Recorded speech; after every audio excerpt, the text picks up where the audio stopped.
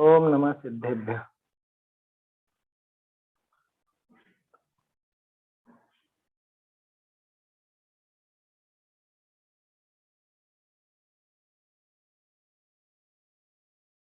मंगलमय मंगल करण वीतराग विज्ञान, नमो ताहि जाते भये अरहंतादि महान।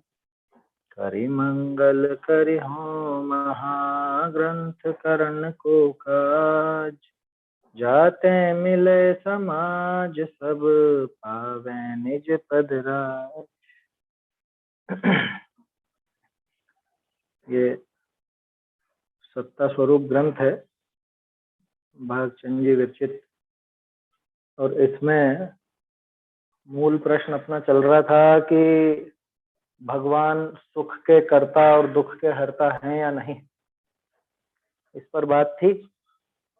इसमें भागचंद जी साहब ने तरह तरह से अपने को समझाया कि भाई सुख के कर्ता जो तुम कहते हो, तो कहने में तो समस्या नहीं है, पर तुम क्या समझ करके कहते हो, माने कैसा मानते हो भगवान को, वहां अगर विपरीतता है तो ये कहना बिल्कुल उल्टा हो जाएगा कि भगवान सुख के कर्ता।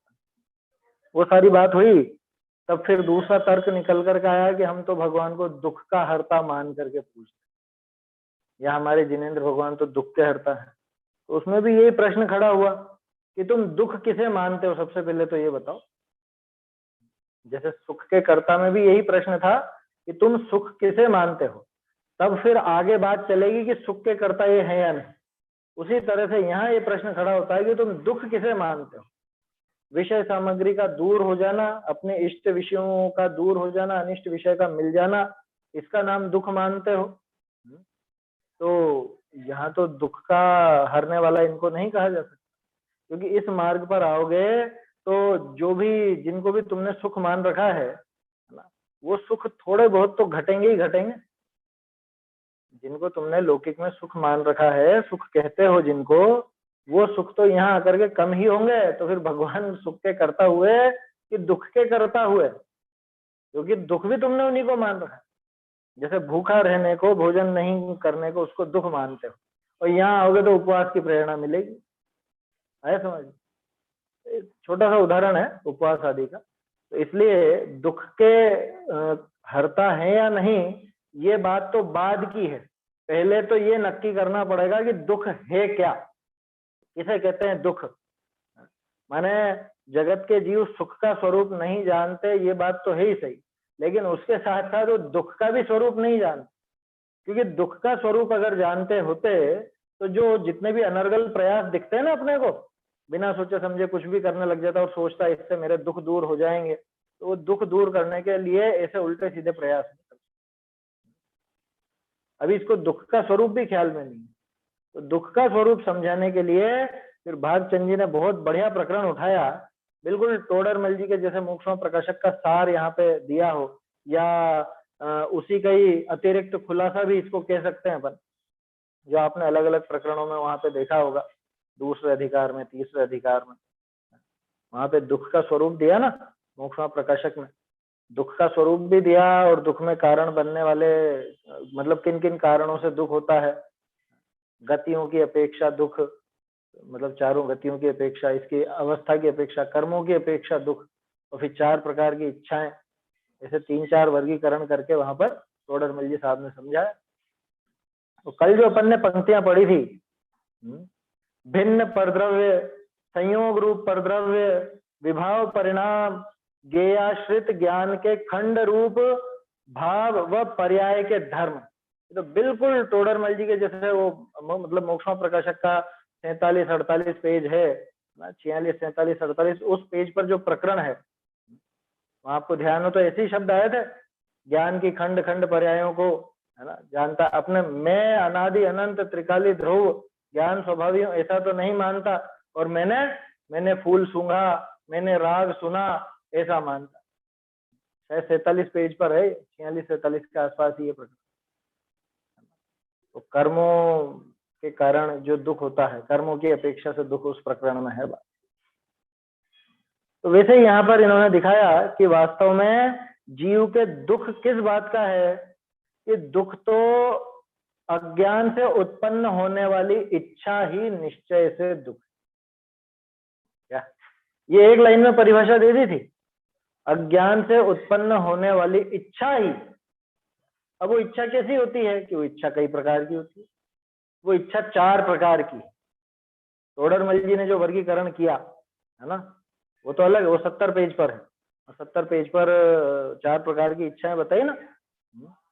एक तो विषय इच्छा, एक कषाय इच्छा, एक पाप के उदय को दूर करने की इच्छा, और एक पुण्य के उदय को भोगने की इच्छा। तो चौथी इच्छा तो ये एक तरह से सामान्य ही है। जब पुण्य का उदय हो तो ये तीनों प्रकार की इच्छाओं की पूर्ति करना चाहता है, उसी में वो पुण्य के उदय को भोगने की इच्छा आ जाती है। उसमें विषय इच्छा भी शामिल है, कषाय इच्छा भी शामिल है, वो सारी चीजें आ जाती। वैसे ये यहाँ पर अपने शब्दों में वैसी बात को रख रहे हैं। कल अपन ने पंक्ति देखी थी, इस प्रकार इस जीव को अनादि काल से एक इच्छा रूप रोग अंतरंग शक्ति रूप उत्पन्न हुआ है। अंतरंग शक्ति रूप उत्पन्न हुआ माने कि ये पड़ा हुआ इसके अनादि काल से। अनादि काल से माने अनंत काल हो गया, अनादि काल में भी अनंत काल से इच्छा रूपी रोग इसके शक्ति रूप पड़ा हुआ है।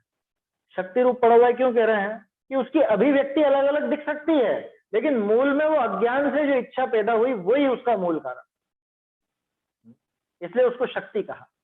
शक्ति और अभिव्यक्ति में समझ में आता है ना भाई, शक्ति तो अंदर में है वो इच्छा की। अब वो इच्छा से दुख भी होता है, तो दुख रूप होने की इसके शक्ति पड़ी है। अब वो दुख की अभिव्यक्ति कैसी कैसी इच्छा रूप होती है? कि वो 4 इच्छा रूप होती है, वो यहाँ पे दिखा। नाम देखे थे अपन ने, मोह इच्छा, कषाय इच्छा, भोग इच्छा और रोग इच्छा। इन्होंने रोगाभाव इच्छा लिखा है। ये रोग इच्छा या रोगाभाव इच्छा तो समझाने के लिए लिख दिया, कोई दिक्कत नहीं है ना। वैसे रोग इच्छा ही लिखा रहना चाहिए, क्योंकि इधर पहले भी तो मोह इच्छा ऐसा लिखा ना, कषाय इच्छा यूं थोड़ी ना लिखा, मोह जन्य इच्छा, कषाय शमन इच्छा है, ऐसा लिखा क्या? नाम जब मोह इच्छा, कषाय इच्छा, भोग इच्छा, तो यहाँ पे भी रोग इच्छा दे दो, कोई दिक्कत नहीं। रोग इच्छा का मतलब रोग दूर करने की इच्छा।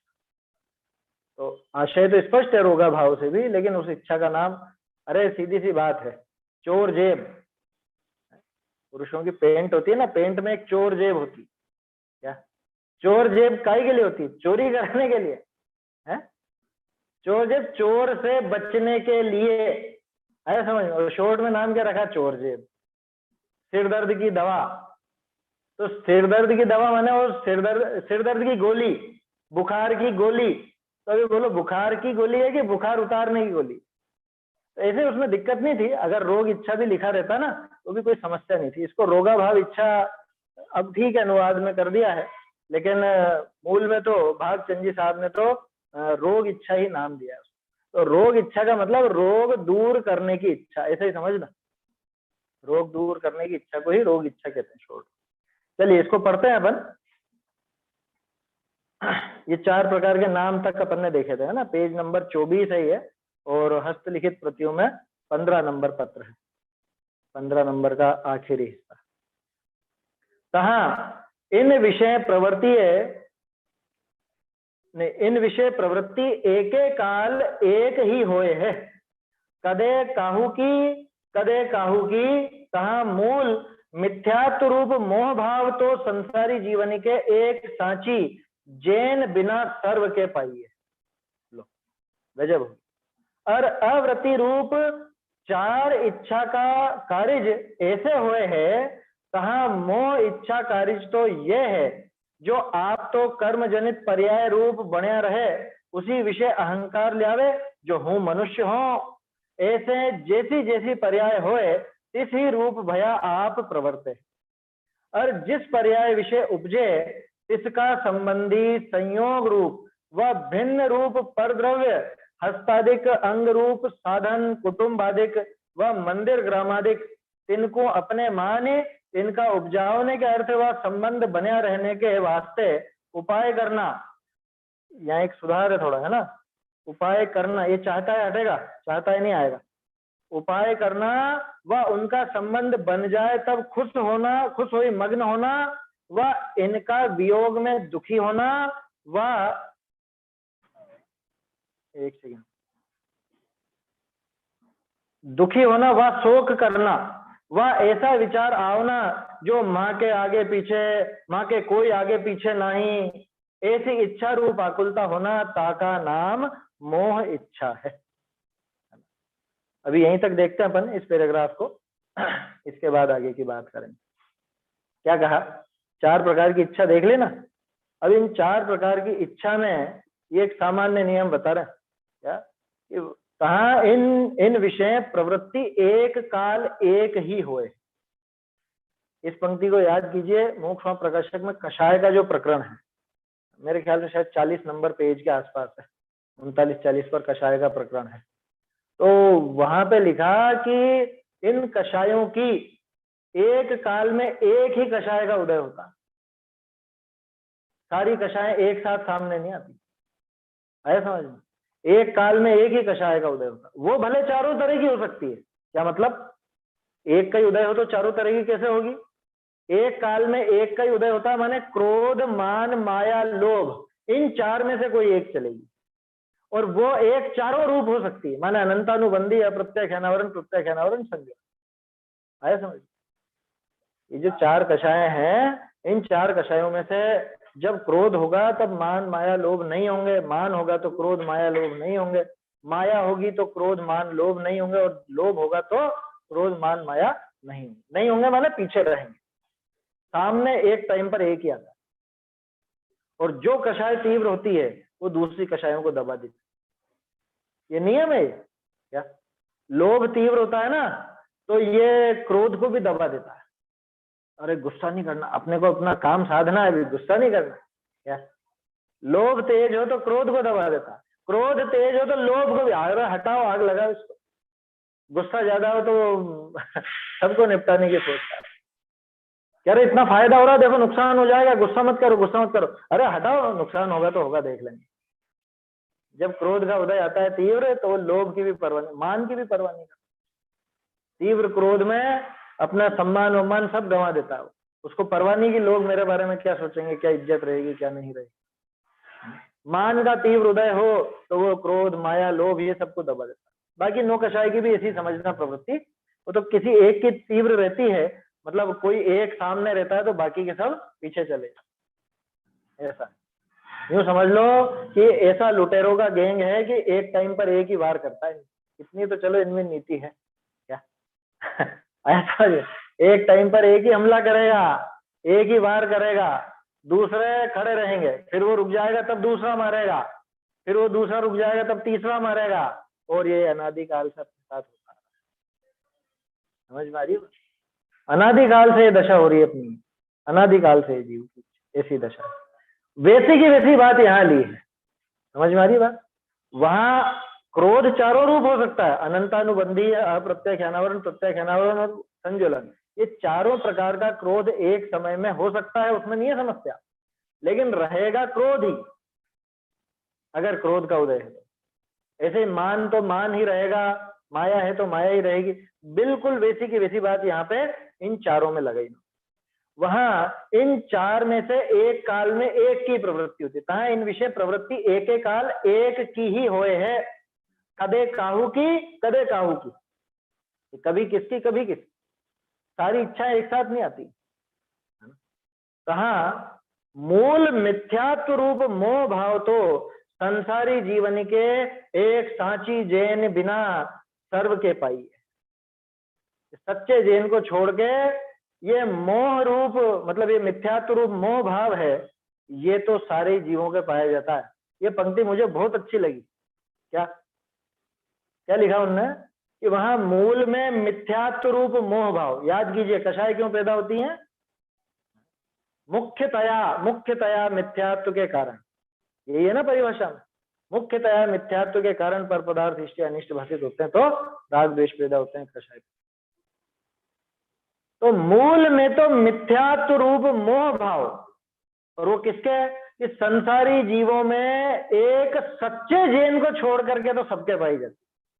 क्या इतनी गजब की बात लिखी, एक सच्चे जैन को छोड़ करके बाकी सब संसारी जीवों के मोह रूप इच्छा तो है ही सही, ये मूल में मिथ्यात्व रूप मोह, मिथ्यात्व से पैदा हुआ ये मोह भाव, ये तो हर एक जीव के एक सच्चे जैन को छोड़ दो।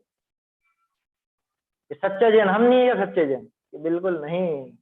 क्या भागचंद जी कह रहे हैं, सम्यक दृष्टि ही सच्चा जैन, समकिति जीव ही सच्चा जैन है। यहाँ पे तो हम तो गाते बजाते निकलेंगे, हम हैं जैन, हम हैं जिनेंद्र भगवान के भक्त, या हम सच्चे जैन है। किस बात का सच्चा जैन? सम्यक दर्शन का ठिकाना नहीं। कैसा सच्चा जैन? ऐसा होता है सच्चा जैन? यहाँ कह रहे हैं तुझे जैनी कहलाने का अधिकार नहीं। और वो ऐसे गीत बना लेते हैं, फिर वो गाने गाते तो रहते हैं, अभी नारे लगे होंगे उसमें भी आपने सुने होंगे। और वो हम जैन कुल में जन्मे अभिमान करो रे, अभिमान तो करेंगे, वो बात तो सही है, लेकिन किस चीज का अभिमान है ये तो बता। जैन कुल में जन्म लेने मात्र का अभिमान हो जाएगा? क्यों होगा? जैन कुल में जन्म गया तो ऐसा क्या कर लिया?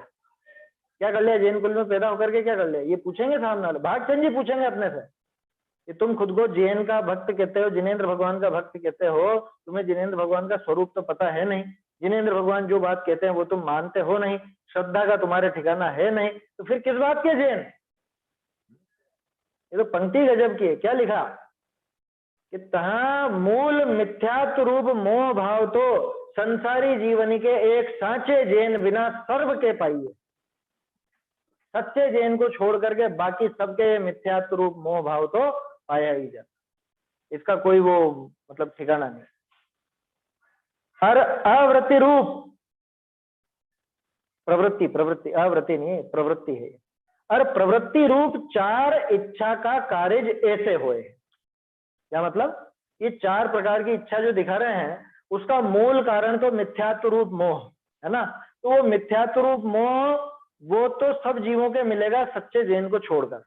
अब ध्यान रखना, सच्चे जैन के ये मिथ्यात्व रूप मोह नहीं मिल रहा तो क्या चार प्रकार की इच्छाएं नहीं मिलेंगी? कि वो तो अपने अपने अंश में मिल सकती हैं, लेकिन उनका जो मूल कारण है मिथ्यात्व या मोह, वो मिथ्यात्व रूप मोह सच्चे जैन को छोड़ करके बाकी के मिलेगा, वो मूल में बैठा है। और प्रवृत्ति कैसी होगी? कि प्रवृत्ति अब दिखा, बात समझ में आई? दो चीजें हैं यहाँ पे, एक तो उन इच्छाओं की प्रवृत्ति रूप कार्य वो बाहर में दिखेगा, और उन प्रवृत्ति का मूल कौन? कि वो मूल अंदर बैठा हुआ। तो सच्चे जैन के वो अंदर मूल नहीं है, बाहर की कोई प्रवृत्ति थोड़ी बहुत दिख सकती है चारित्र मोह के उदय में, चारित्र मोह के उदय के कारण वो बाहर की प्रवृत्ति नजर आ सकती है, लेकिन अंदर में वो मूल में मोह नहीं बैठा। और बाकी जो दूसरे हैं, बाकी दूसरे सच्चे जैन को छोड़ करके बाकी दूसरों के वो मूल मिथ्यात्व भी पड़ा हुआ है, और वो चार प्रकार की इच्छाएं भी पड़ी। अब कौन सी चार प्रकार की इच्छाएं? कि सबसे पहले तो मोह इच्छा है ना। टोडरमल जी ने क्या नाम लिया था? कषाय इच्छा है ना। इन्होंने थोड़ा सा वर्गीकरण बदला है, यहाँ पे इन्होंने भी चार इच्छाएं ली है, लेकिन इनका वर्गीकरण अलग है। और इनका वर्गीकरण अगर समझना है तो आपको वो जो तीसरे अधिकार में कर्म के निमित्त से दुख वाला प्रकरण है ना, कर्मों की अपेक्षा से, एक तो कर्मों की अपेक्षा दिखाया, एक गतियों की अपेक्षा दिखाया, एक इच्छा, चार प्रकार की इच्छा दिखाई, तो कर्मों की अपेक्षा जो बात है वो भी इसमें शामिल है, वो चीज भी शामिल है जो भी बताया ना पेज नंबर 47-48, वो चीज भी इसमें शामिल है, उसके पहले का प्रकरण भी है। तो इन्होंने उस सबका एक तरह से सार निकाल करके अलग ढंग से समझाने की कोशिश की, बताई चाह रही हैं और बातें वो की वही आएंगी, लेकिन इनका वर्गीकरण थोड़ा सा अलग है। चलिए देखते हैं क्या कह रहे हैं कि प्रवृत्ति रूप चार इच्छा का कार्य ऐसे हुए है, इस तरह से होता है। कहा मोह इच्छा कार्य तो ये है, मोह रूपी इच्छा का कार्य तो ऐसा कैसा कि जो आप तो कर्म जनित पर्याय रूप बण्या रहे उसी विषय अहंकार लियावे, जो हूं मनुष्य हूं। कैसा कि कर्म जनित पर्याय रूप बना रहे, यानी प्राप्त पर्याय में तन्मय होता है, ये प्रकरण यहां पर जो पर्याय मिलती है उसी में अहंकार ले आता है, जैसी दशा मिली उसमें ही खुद को समझने लगता है, खुद को वैसी कल्पना करने लगता है। कैसे? जो हूं मनुष्य हूं, जैसे मैं मनुष्य हूं, क्या ऐसे जैसी जैसी पर्याय होए तिसी रूप भया आप प्रवर्त है, प्राप्त पर्याय में तन्मय हो जाता। जैसी जैसी दशा हो उस रूप होकर के खुद प्रवर्तने लगता। अभी मान लो पुरुषपना मिला तो खुद को पुरुष कहने लगता है ना, स्त्रीपना मिला तो खुद को स्त्री कहने लगता है। अभी थोड़े समय के लिए मान लो बुढ़ापा, अब बुढ़ापे की पर्याय तो खुद को बूढ़ा समझने लगता है। युवा हुआ तो खुद को युवा समझने लगता, बच्चा है तो बच्चा समझने लगता। ये सब बातें होती है कि नहीं? अरे ऐसे जैन कुल में पैदा हो गया तो खुद को जैन समझने लग जाता है। या कह रहे हैं सच्चा जैन तो वो है कि जिसके मोह नहीं है, मोह नहीं पड़ा हो तो सच्चा जैन है, मोह वाला तो सच्चा जैन है ही नहीं, मिथ्यात्व वाला। जैसी जैसी पर्याय होए तिस ही रूप भया आप प्रवर्तित। देखो इसमें खास चीज क्या है, तिस ही रूप भया, उसी रूप होकर के। क्या मतलब हो जाता है क्या ये वास्तव में? ये कह रहे हैं कि उसी रूप होकर के। तो जैसी जैसी पर्याय हुई, मान लो पुरुष बना या स्त्री बना हुआ है ना, तो उसी रूप भया आप प्रवर्तेगा। क्या मतलब? उसी रूप होकर के प्रवर्तता माने पुरुष होकर के प्रवर्तता है या महिला होकर के प्रवर्तता है? ये होकर के का क्या मतलब है? आत्मा पुरुष हो जाता है, आत्मा महिला हो जाती है, आत्मा बच्चा हो जाता है, आत्मा बूढ़ा हो जाता है, ऐसा उसी रूप हुआ। ये उसी रूप हुआ का क्या मतलब? उसी रूप हुआ माने उस रूप स्वयं को मानने लगा, खुद को उसी रूप मानने लगता है। टोडरमल जी के शब्दों में प्राप्त पर्याय में तन्मय हो जाता है। देखो जैसी जैसी पर्याय होए, और कौन सी पर्याय? असमान जाति द्रव्य पर्याय। खुद की पर्यायों को तो पकड़ना जाना ही नहीं इसने आज तक। खुद की पर्याय कौन कौन सी हैं इसका तो ख्याल भी नहीं। और जो भी पर्याय बाहर में मिली, जो पुद्गल के साथ इसकी संयुक्त अवस्थाएं थी शरीर के साथ, उनमें ही खुद को मान करके, इसका अर्थ है ये तिस ही रूप भया आप प्रवर्ते है, खुद उस रूप होकर के ही प्रवर्तित होता, माने खुद को वैसा ही मान करके चलता। और जिस पर्याय विषय उपजे तिसका संबंधी संयोग रूप व भिन्न रूप परद्रव्य हस्तादिक अंग रूप साधन कुटुंबादिक व मंदिर ग्रामादिक तिनको अपने माने तिनका उपजाने के अर्थ व संबंध बने रहने के वास्ते उपाय करना, व उनका संबंध बन जाए तब खुश होना, मग्न होना, व इनका वियोग में दुखी होना व शोक करना, ऐसा विचार आवना जो मां के कोई आगे पीछे नहीं। लंबा वाक्य है।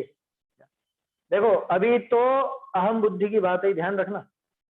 अभी जो अपन ने एक लाइन पढ़ी थी कि जैसी जैसी पर्याय होती है तिसी रूप भया आप प्रवर्ते, ये है अहम बुद्धि।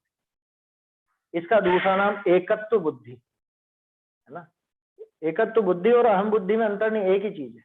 अहम बुद्धि माने ये मैं हूं, और इसी का नाम है ये और मैं एक है। तो एक पने की जो बुद्धि वो अहम पने की बुद्धि। तो जिस पर्याय में पैदा हुआ, मतलब जैसी जैसी पर्याय पैदा हुई इसका अब अभी तो उस पर्याय में अहम किया था, अब ध्यान रखना इसका संबंधी, उसके जो जो भी संबंधी है उस पर्याय के, क्या वो पुरुष पर्याय, स्त्री पर्याय, बच्चा पर्याय, बूढ़ा पर्याय, जवान पर्याय है, उस सबके संबंधी संयोग रूप व भिन्न रूप परद्रव्य। कल अपन ने एक पंक्ति पढ़ी थी, भिन्न परद्रव्यों में या संयोग रूप परद्रव्यों में अपनापन मानता है, वही बात यहाँ। तो उनके संबंधी संयोग रूप व भिन्न रूप परद्रव्य, ये कौन है? संयोग रूप या भिन्न रूप कौन से? संयोग रूप में शरीर वगैरह ले लो, और भिन्न रूप में शरीर से संबंधित और दूसरी चीजें ले लो। आए समझ? होने को तो शरीर भी भिन्न ही है, लेकिन अपन ने वर्गीकरण कर दिया। दोनों के दोनों परद्रव्य हैं, लेकिन एक तो ऐसा परद्रव्य जो हमारे चिपका हुआ है, एक क्षेत्र होगा संबंध है। दूसरा परद्रव्य ऐसा जो थोड़ा दूर है, क्षेत्रांतर है। एक तो शरीर, और दूसरा कि शरीर से संबंधी, जैसे कपड़े, अपने आभूषण, मकान, रुपया पैसा, गाड़ी बंगला, या अपने रिश्तेदार परिजन, पति पत्नी, माता पिता, भाई बहन, बच्चे बच्ची इत्यादि। तो क्या कह रहे हैं कि तिसका संबंधी संयोग रूप व भिन्न रूप परद्रव्य कौन? हस्तादिक अंग रूप। अब देखना, ये इसी का वर्गीकरण किया। एक तो संयोग रूप परद्रव्य, उसके अंग कौन? हाथ पैर इत्यादि। अथवा दूसरे जो भिन्न रूप परद्रव्य थे उनके साधन कुटुंब आदि व मंदिर ग्राम आदि। हो गए ना दो तरह के। इन्हीं दो के नाम ले दिए और फिर इनका यहाँ वर्णन चले।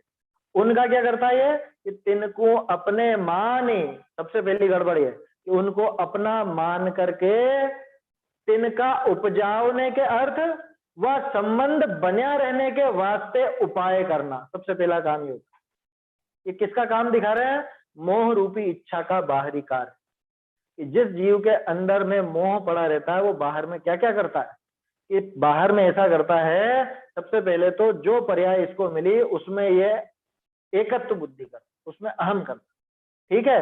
अब उसके साथ में जो भिन्न परद्रव्य थे या संयोग रूप परद्रव्य थे, उनके अंगों को, उनके साधनों को और उनसे संबंधित सब वस्तुओं के बना रहने का, उनका संबंध बना रहने के लिए या उनको पैदा करने के लिए, या तो नया प्रकट करना या जो है उनका संबंध बना रहे। योग और क्षेम, योग माने नया जुटाना, नई वस्तु को इकट्ठा करना, उसका नाम योग है। और जो प्राप्त है उस प्राप्त वस्तु की रक्षा करना, उसको बनाए रखना, वो क्षेम है। उसके योग की और उसके क्षेम के लिए उपाय करना, ये उपाय करना उस मोह इच्छा का कार्य है।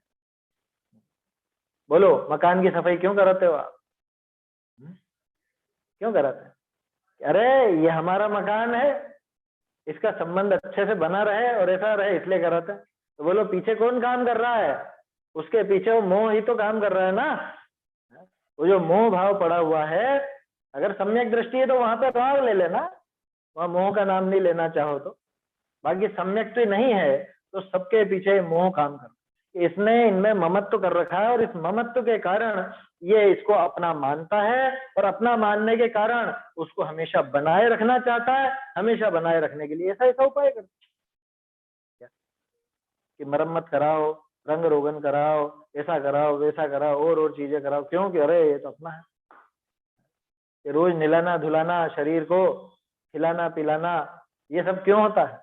स्वस्थ रहने के। हम सुबह उठ के जल्दी योगा करते हैं, योगा कसरत भी करते हैं, घूमने भी जाते हैं, तो ये सब किस लिए है? अरे ताकि ये शरीर स्वस्थ रहे। तो ये शरीर तुम्हारा कौन लगता है? अरे यही तो मैं हूं, आया समझ? वो पीछे मोह काम कर रहा है, उस योगा के पीछे और उस सारी वर्जिश के पीछे वो मोह काम कर रहा है। तो ये मोह इच्छा का बाहरी कार्य, यही कहा था ना इन्होंने कि देखो इनकी बाहरी प्रवृत्ति कैसी होती है, वो दिखाते हैं। ये बाहरी प्रवृत्ति ऐसी होती है। क्या कहा? मोह जब अंदर बैठा हो, है ना, सम्यक दृष्टि के लिए थोड़ा सा अलग चलेगा प्रकरण, क्योंकि सम्यक दृष्टि जीव के अंदर मोह नहीं है, लेकिन चारित्र मोह के वश वो कार्य नजर आता है। और मिथ्या बाकी के जितने भी हैं सच्चे जैन को छोड़ करके बाकी के, उन सबके तो ये मोह ही काम कर रहा है पीछे। तो क्या क्या करता है ये? जिसमें अपनापन माना और जिसमें एकत्व बुद्धि करी यानी अहमपना माना, उनके अर्थ, उनके उपजाने के अर्थ, पहले तो उनको पैदा करना चाहता, या उनका संबंध बना रहने के वास्ते उपाय करना, उनका संबंध बना रहे अच्छे से इसलिए उपाय करना, ऐसा उपाय करना। वह उनका संबंध बन जाए तब खुशी होई मग्न होना। बोलो, बहुत समय से इच्छा थी ऐसा मकान बन जाए और ये हो जाए वो हो जाए, आज मेरी तो क्या बोलते हो, आज मेरे सारी इच्छाएं पूरी हो गई, तमन्नाएं पूरी होगी, जीवन भर की सब तमन्नाएं पूरी। बस एक इच्छा बच रही थी, ये पोते पोती की शादी हो जाए, बस हो गया। अब सारा सारा बुढ़ापे में बहुत मोह रहता है ना, बुजुर्ग हो जाते हैं उसके बाद भी बहुत बहुत मोह आता है। तो बस एक ये बच रहा है, वो मांगीलाल जी का भजन है ना, रेल चली भाई रेल चली, उसके अंदर उन्होंने जोड़ा है क्या, मौत अभी ठहर जरा, अभी जी लेने दे, इतनी उम्र नहीं मेरी, 80 भी पूरी नहीं, पूरी ना हुई है। और उसके अंदर सारी बातें आती हैं, तो पोती का ब्याह कराना है और ऐसा वैसा, वो सब इच्छाएं पूरी नहीं होती। तो मौत क्या कहती है कि नहीं, बस अभी चलना है वो नहीं ठहरती। देखिए, प्रश्न है क्या किसी का? ये माइक चालू हुआ है, माइक देख लीजिएगा। चलिए देखते हैं अपन आगे क्या कहा। कि पहले तो ये उनको जुटाने की इच्छा करता है, उनको बनाए रखने की इच्छा क्या करता है? काम करता है। इच्छा तो अंदर बैठी हुई है, मोह की इच्छा तो पड़ी हुई है, तब तो ये काम कर रहा है। और फिर जब ऐसा संबंध बन जाए तब ये खुश होकर के मग्न हो जाता है। बहुत दिनों से मकान की इच्छा थी, मकान बन गया, अब देख देख के खुश होता है। बहुत दिनों से इच्छा थी कि सोने का एक वो कंठा बन जाए, और उसके बाद फिर अब पहन के बहुत आनंद। क्या ऐसी इच्छा थी कि इसकी शादी हो जाए, उसकी शादी हो जाए, या नाती पोतों का मुंह देख लूं, अब हो गया, अब उनके साथ खेलने में उसमें मग्न हो गया, मग्न। वह इनका वियोग में दुखी होना, लो, संयोग हुआ तो खुश हुआ है, तो वियोग होने पर तो दुखी होगा ही होगा, 100% होगा। जिसको संयोग में खुशी मिलती है उनको वियोग में दुख होना ही होना है। जिनके हिये में मोह करे ते हर्ष शोक, बिना मोह कौन काकी राखत गरज है। आया समझ? देखो, मग्न होना, वह इनका वियोग में दुखी होना, वह शोक करना। देखो, प्रिय वस्तु या प्रिय व्यक्ति ये बिछड़ता है तब जो दुख होता है उसका नाम है शोक, और होता ही है। जिस जीव को उनके मिलने पर खुशी होती है उस जीव को उनके बिछड़ने में दुख होगा ही होगा, ये नियम है। वह शोक करना, वह ऐसा विचार करना आवना, क्या जो माँ के आगे पीछे कोई ना है, माँ के कोई आगे पीछे नहीं। बोलो, ऐसा लगने लग जाता है ना। मान लो एकदम से व्यापार में बहुत घाटा हो गया, और रुपए पैसे सब बर्बाद हो गए, सारी संपदा लुट गई, बर्बाद हो गई है।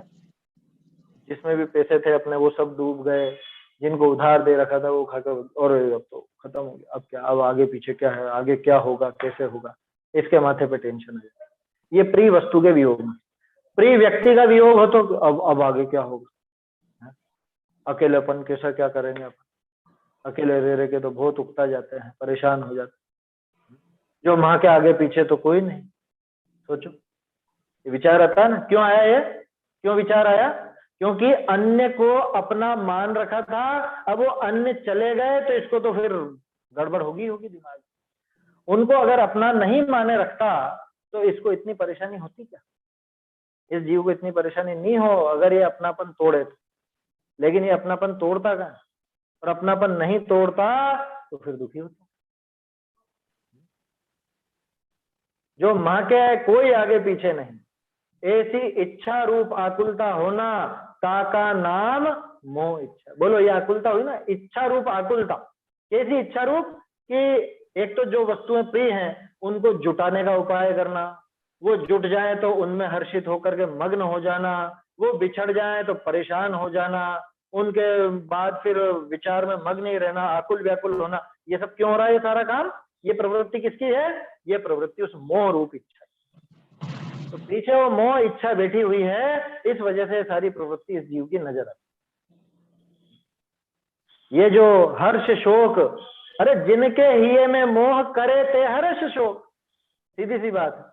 ये हर्ष शोक की प्रवृत्ति जो नजर आती है, दूसरी वस्तुओं को जुटाने की, उनको बनाए रखने के उपाय जो नजर आते हैं, उन सबके पीछे मोह इच्छा का ही कारण। ये मोह इच्छा का ये प्रकट कार्य है, समझ? ऐसी इच्छा रूप आकुलता होना, का नाम मोह इच्छा है। ये पहली इच्छा हो गई। इसमें सुधार है मेरे ख्याल से, कुछ कुछ है ना। एक तो ये उपाय करना चाहता है तो हट जाएगा, उपाय करना और फिर सीधा आ जाएगा। तथा संबंध हो जाने पर सुखी होना, सुखी होने, ठीक है, सुखी होना या खुश होना, इन्होंने खुश होना लिखा था। मग्न होना, उनके वियोग में दुखी होना, शोक करना, अथवा ऐसे विचार आए कि मेरे कोई आगे पीछे नहीं। हाँ, फिर ये इत्यादि रूप जो लिखा है ना, यहाँ इत्यादि के स्थान पे इच्छा रूप, इत्यादि नहीं है, ये इत्यादि रूप के स्थान पे ऐसी इच्छा, ऐसा बन जाएगा। मेरे कोई आगे पीछे नहीं, ऐसी इच्छा रूप आकुलता का होना, इच्छा रूप आकुलता का होना, इत्यादि रूप नहीं है वो, ऐसी इच्छा रूप। ये सुधार है इस पैराग्राफ। चलिए आगे बढ़ते हैं। त्रियंश हूँ नहीं है, कटेगा त्रियंश, मैं मनुष्य हूँ है बस। हाँ, तिर्यंश हूँ तो नहीं लिखा इन्होंने, भागचंद जी ने तिर्यंश हूँ नहीं लिखा था, ये अतिरिक्त इन्होंने जोड़ दिया। और छठी पंक्ति में ना साधन है, वधन नहीं। छठी पंक्ति में उस संबंधी संयोग रूप परद्रव्य हाँ जो हस्तादि रूप, अमंगल अंग रूप व धन कुटुंब मंदिर आदि को अपना मानकर, यहाँ कहाँ पे है? साधन है, ये व धन दिया है ना, इसमें साधन दिया है हस्तलिखित में। हाँ हाँ, वह धन, हाँ धन के स्थान पे तो साधन है यहाँ पर। हस्तादि अंग रूप, एक सेकेंड, वैसे तेरी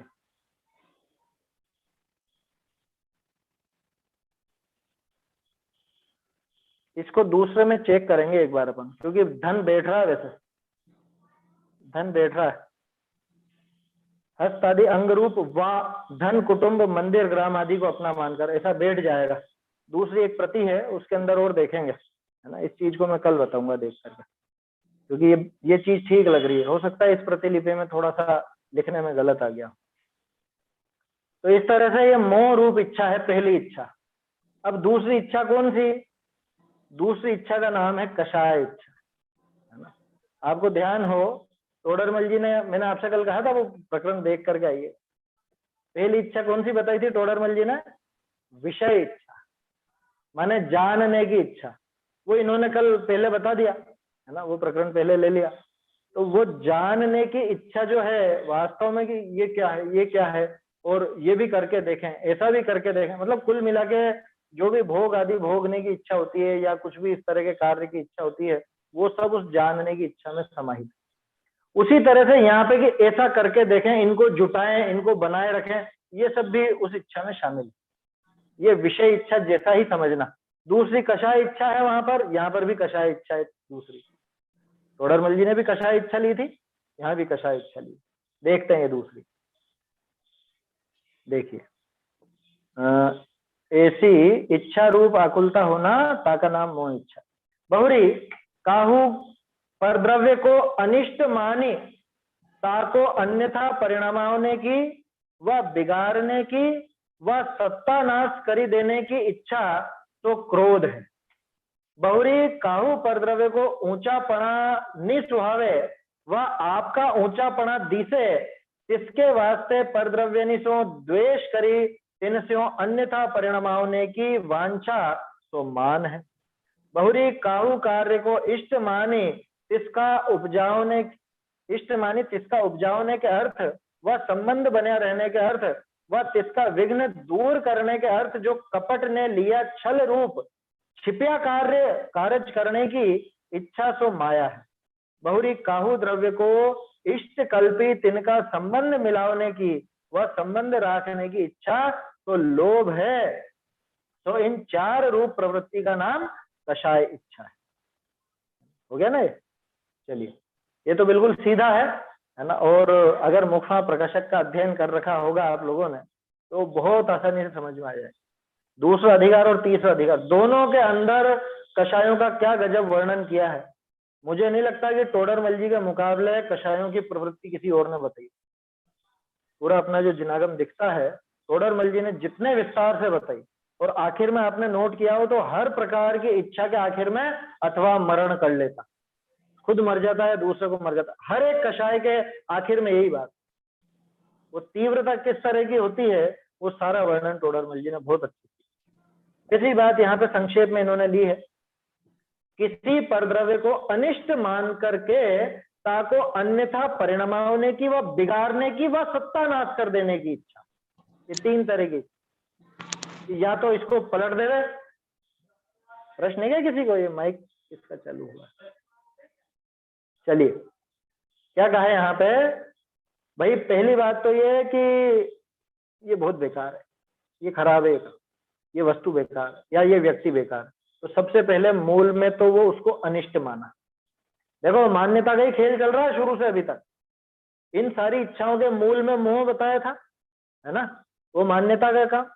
उसके बाद ये जो प्रथम मोह इच्छा, तो उसमें भी वो मान्यता गई, तो ये मेरे हैं या ये मैं हूं। तो जो मैं हूं या जो मेरे हैं उनको, उनका भला बनाए रखने की, या उनको, उनका वियोग नहीं हो जाए, वियोग हो जाए तो फिर किसी की प्रवृत्ति, वो सारी के पीछे भी मान्यता ही थी। और यहाँ भी मान्यता का ही था, यहाँ अनिष्ट मान लिया। क्रोध में कौन सी मान्यता है? अनिष्ट मानने।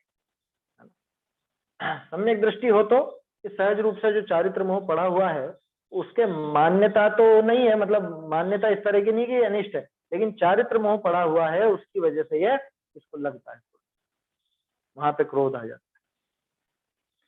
तो किसी परद्रव्य को अनिष्ट मान करके अब क्या होगा, तीन बातें होंगी।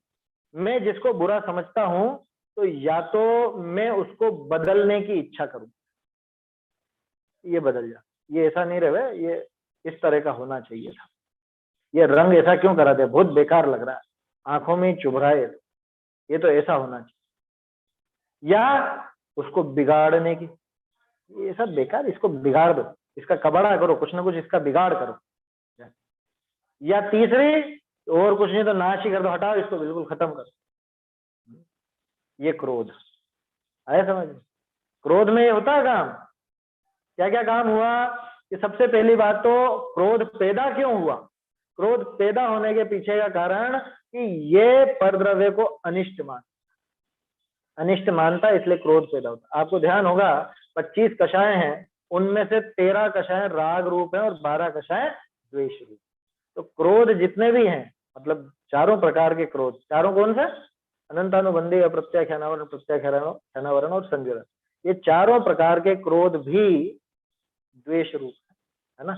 तो मन में वो द्वेष भाव पड़ा हुआ है, परद्रव्य को अनिष्ट मान रखा है, परद्रव्यों को अनिष्ट मान करके अन्यथा परिणामाना चाहता है ना, कुछ अन्य प्रकार से कि ऐसा नहीं हो, ये ऐसा हो, या बिगाड़ना चाहता है, या सत्यानाश कर देने की इच्छा होती है, उसको कहते हैं क्रोध। ठीक है, सरल है, तो कोई ऐसी कठिनाई वाली बात नहीं, सहज रूप से दिखता। अरे बच्चा अपने हिसाब से नहीं चले तो माँ बाप को क्रोध नहीं आता, सुनता नहीं, इसको इतनी बार समझा दिया, बिल्कुल मूर्ख है, बिल्कुल नहीं लगती इसको।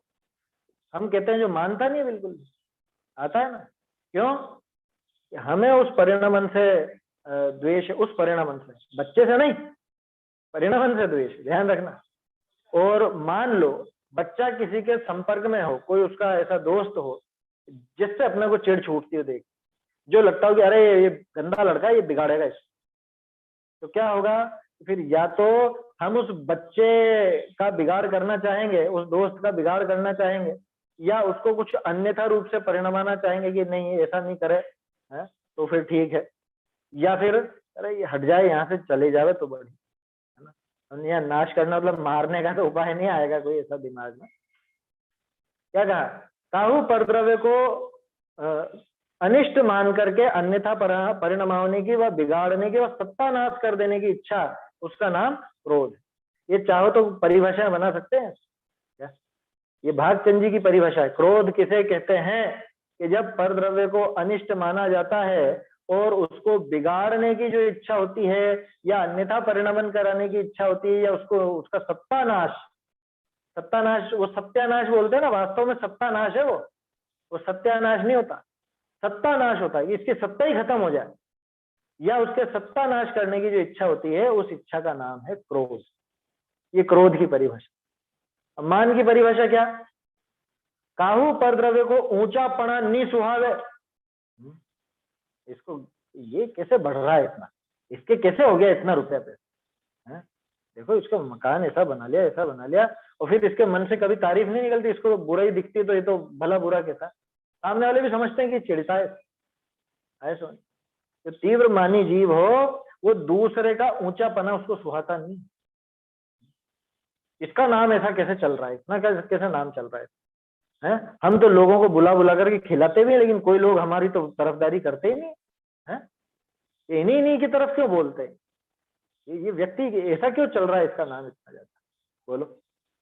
आता है ना किसी किसी को देख करके ऐसा, किसी के मन में ईर्ष्या का भाव हो। तो काहू परद्रव्य को ऊंचापना नहीं सुहावे, वह आपका ऊंचापना दिसे, हम ऊंचे हैं, हम क्यों उनसे आगे होकर बात करें, या हम क्यों उनसे क्षमा मांगने जाए, वो आएंगे, हम ऊंचे अपना ऊंचापना दिसे, किसके वास्ते।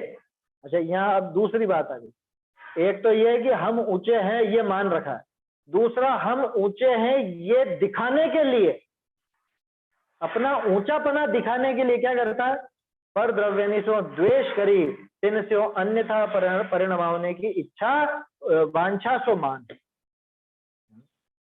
खुद को ऊंचा मान करके, अब मैं तो खुद को ऊंचा मानता हूं, लेकिन दूसरे भी मुझे ऊंचा माने, इसके लिए क्या करूंगा मैं? इसके लिए वो दूसरे का कुछ बिगाड़ करना चाहूंगा, कुछ उसको अन्यथा परिणमन कराना चाहूंगा, उसके बारे में अनर्गल बातें करूंगा। इस इच्छा का नाम मान है। बहुरी काहू कार्य को इष्ट मानी, इसका उपजाने के अर्थ व संबंध बना रहने के अर्थ व तिसका विघ्न दूर करने के अर्थ, जो कपट ने लिया छल रूप छिपा कार्य करने की इच्छा सो माया। क्या कह दिया? अब किसी को इष्ट माना, देखो क्रोध और मान में अभी तक अनिष्ट मान रहे थे, बुरा मान रहे थे, माया में क्या है? इष्ट मान करके। मुख्यतया का काम है, ध्यान रखना, है ना, 100% नहीं रहता कि राग के कारण ही होगी ये या द्वेष के कारण नहीं होगी, ये मुख्यतया की बात।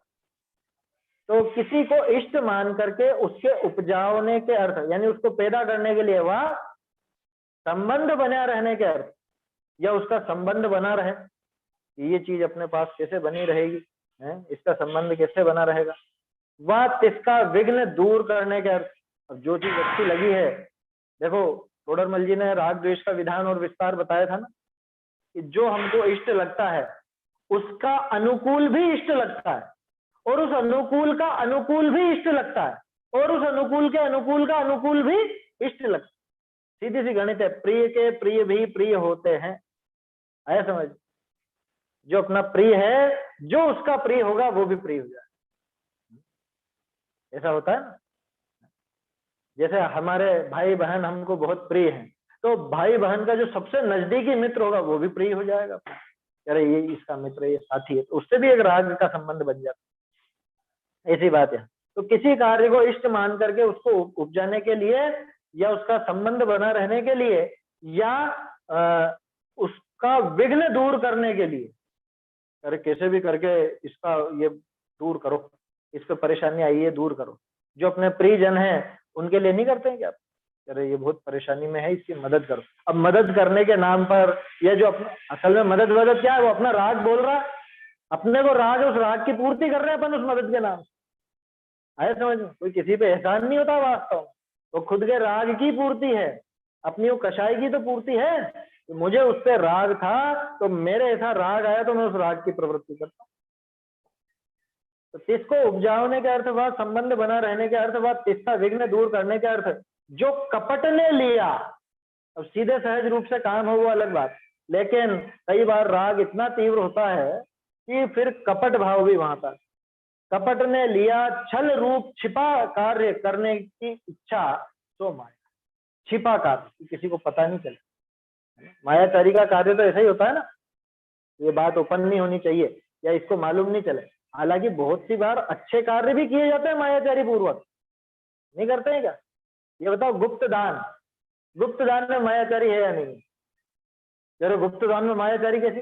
अरे पहले ये समझो कि मायाचारी अकेली पाप रूप भी नहीं होती, पुण्य रूप भी होती। आप अपने बच्चों को सुधारने के लिए कई बार ऐसी कुछ बातें भी तो कह देते हो ना, ये तो बाजार में खाता है, रात को खाएगा, तेरे सींग उग जाएंगे, तेरे पूंछ उग जाएगी, बोलो। या झूठा गुस्सा नहीं दिखाते हैं क्या? इमोशनल ब्लैकमेल नहीं करते हैं क्या? ये इमोशनल ब्लैकमेल क्या चीज है? ये मायाचारी तो है, लेकिन ये मायाचारी शुभ रूप।